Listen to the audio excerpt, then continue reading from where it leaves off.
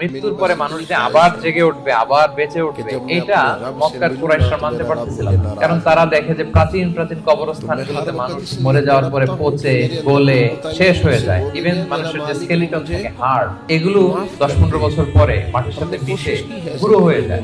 এই গুঁড়ো হয়ে যাওয়া জিনিস যেটার কোনো অস্তিত্ব নাই, আবার কিভাবে কি করে ওঠে, এটা তাদের মাথায় আসতেছিল না। তো আস ইবনে ওয়াইল নামে এক মুশরিক একটা পুরাতন কবরের ভেতরে সামান্য কিছু মানুষের হাড়, ওটাকে এরকম হাত দিয়ে মোচড় দেওয়ার পরে এটা ডাস্ট হয়ে গেছে, পাউডার। আসলে মানুষের হাড়, মরে যাওয়া মানুষের হাড়, এই পাউডারটা এনে রাসূল সাল্লাল্লাহু আলাইহি ওয়াসাল্লামের কাছে এনে এরকম একটা ফু দিয়েছে। ফু দেওয়াতে বাতাসের মধ্যে বালুটা মিশে গেছে। তখন আস ইবনে ওয়াইল বলে যে মাই ইউহিল ইযামা ওয়া হিয়া রামীম, মুহাম্মদ তুমি বলতেছো এই ডাস্ট থেকে আল্লাহ আবার এই মানুষটাকে বানাবে? এটা তো একটা মানুষের কঙ্কাল ছিল। আল্লাহ রাসূল সাল্লাল্লাহু আলাইহি ওয়াসাল্লাম বললেন আল্লাহ তাআলা এই ডাস্ট থেকে, এই ধুলা থেকে, বালি থেকে এটাকে আবার পুনরায় জীবিত করবেন, যেমনি আল্লাহ প্রথম মানুষকে বানিয়েছিলেন। যিনি প্রথম মানুষকে বানাইতে পারলো, সে আল্লাহ কি মরে যাওয়ার পরে, পচে গলে যাওয়ার পরে আবার বানাতে পারবে না?